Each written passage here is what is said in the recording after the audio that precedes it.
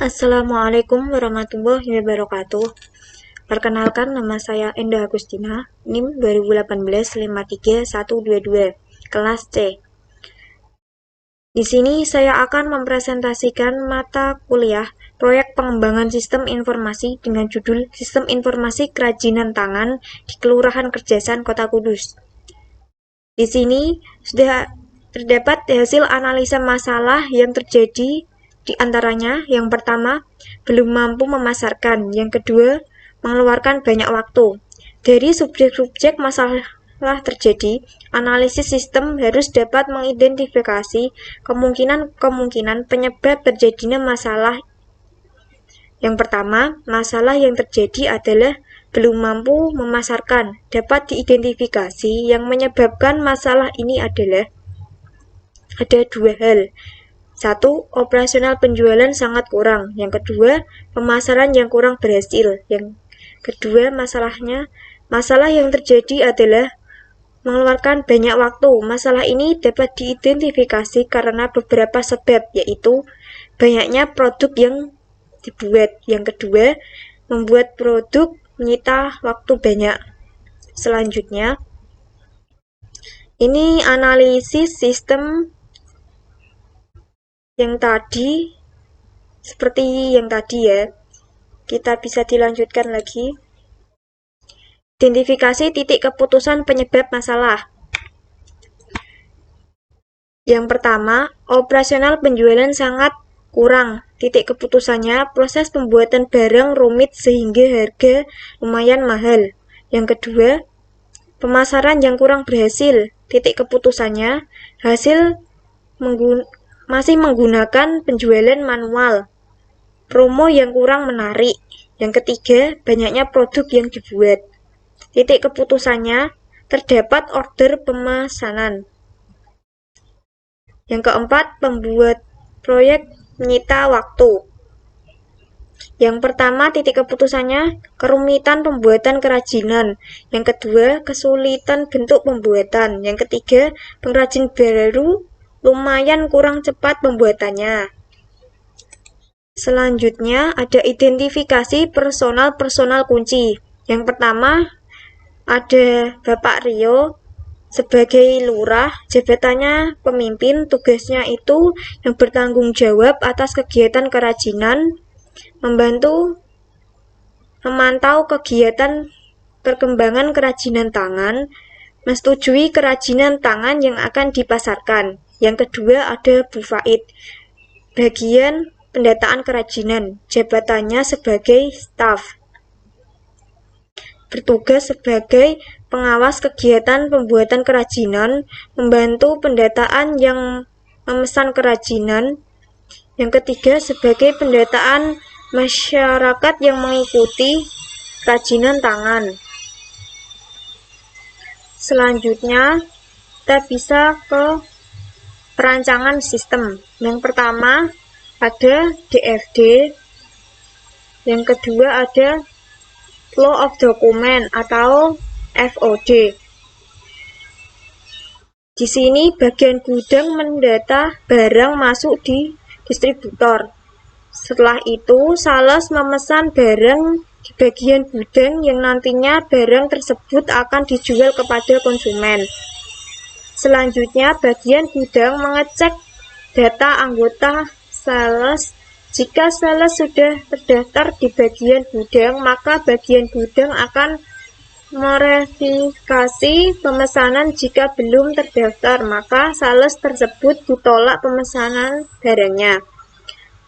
Selanjutnya, jika barang di dalam gudang masih terdapat stok, maka bagian gudang menyiapkan pesanan barang yang sudah dipesan dan menginformasikan sales yang bersangkutan dengan telepon. Setelah itu, sales mengambil barang di gudang dan penjualan barang tersebut kepada konsumen. Setiap hari, jika terdapat barang yang terjual, sales datang langsung ke bagian gudang untuk mengirim laporan penjualan. Setelah itu, bagian gudang merekap stok barang laporan penjualan. Dan yang terakhir ini, pemilik gudang menerima laporan. Di sini sudah terdapat gambaran FOD tadi. Selanjutnya kita bisa ke use case diagram.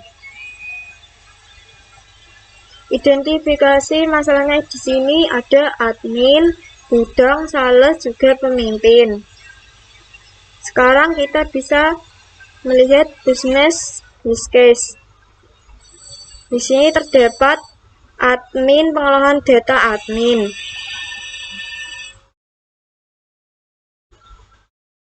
Di sini ada aktornya, ada 4. Yang pertama ada admin, gudang, sales, pemimpin.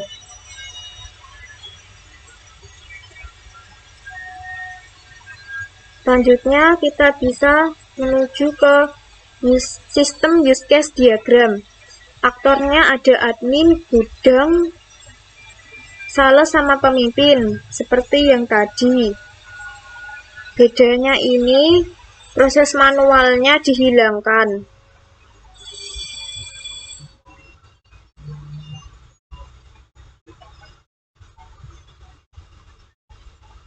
Selanjutnya kita bisa ke kelas diagram. Di kelas diagram di sini ada beberapa kelas, yaitu kelas admin, kelas pemimpin, kelas gudang, kelas user,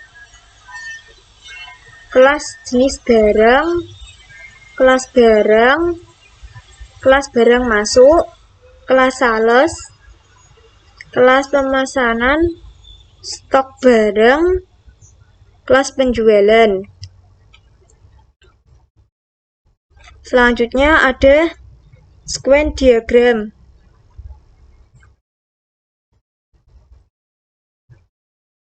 Terdapat diagram kelola admin, diagram anggota sales, diagram barang masuk, stok barang, diagram pemesanan, diagram penjualan, diagram laporan. Selanjutnya menuju ke activity diagram.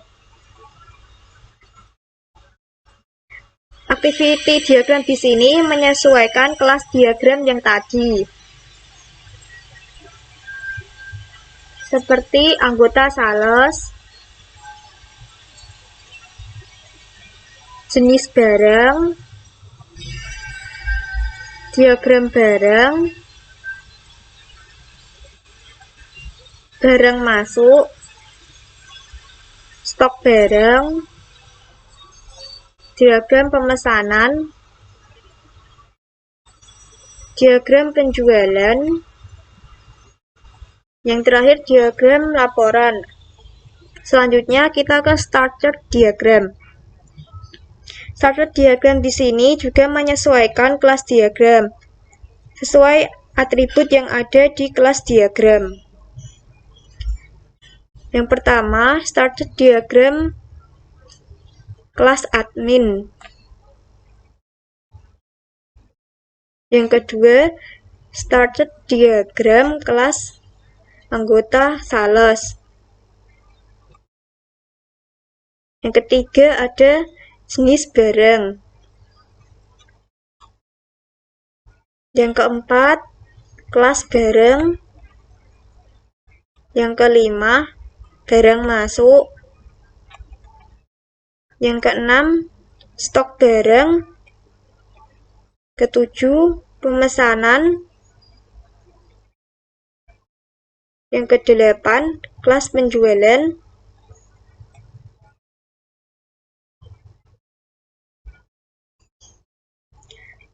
Selanjutnya kita bisa melanjutkan perancangan implementasi. Di sini saya akan menampilkan program saya dalam matkul proyek pengembangan sistem informasi yang berjudul Kerajinan Tangan di Kelurahan Kerjahan, Kota Kudus. Di sini sudah ada tampilan halaman awal, terdapat username dan password. Mari kita menulis username dan password.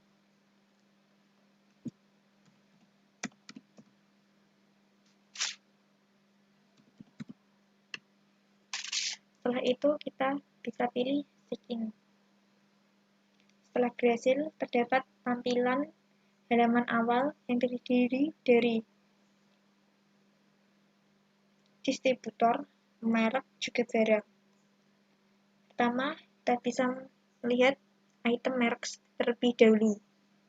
Di sini terdapat item merek dari barang yang kita jual. Yang pertama, kita bisa menambahkan merek, bisa mengedit merek, juga mendelete merek. Di sini saya akan mencoba menambah merek.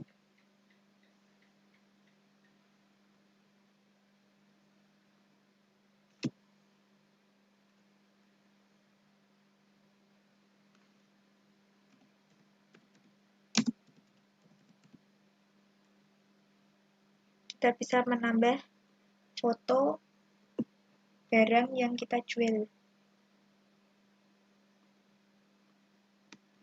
Lalu kita pilih simpan. Simpan sudah berhasil. Setelah itu kita bisa menghapus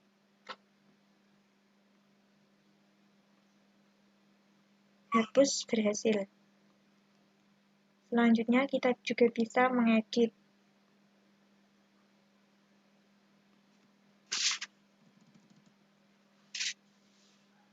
Setelah itu kita pilih update. Mengedit juga sudah berhasil. Setelah itu kita ke distributor. Di sini distributor sudah ada nama-nama yang tercantum. Misal kita bisa edit, delete, juga menambahkan distributor. Kita delete terlebih dahulu. Delete berhasil.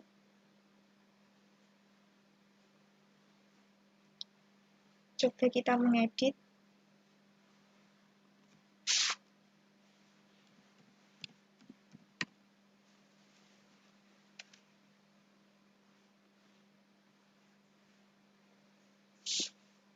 Edit juga berhasil. Setelah itu kita bisa menambahkan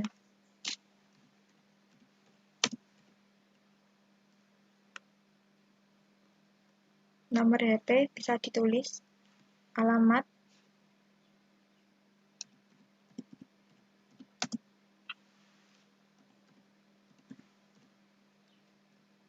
setelah itu kita pilih simpan.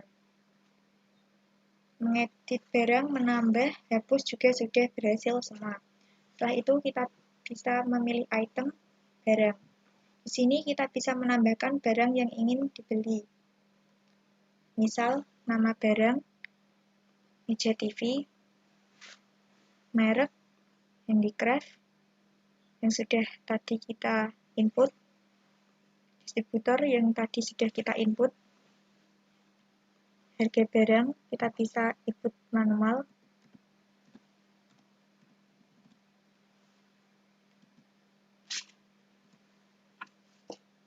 stok barang,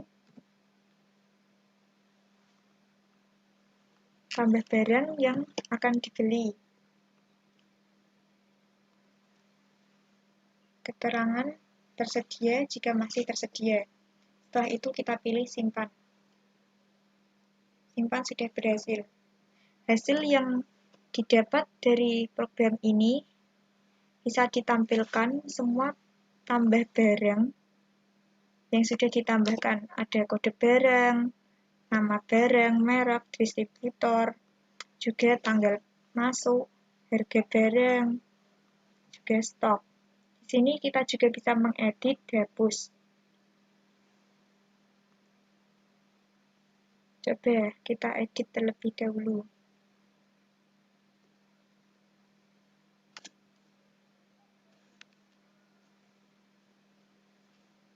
Kembali juga sudah bisa. Kita edit.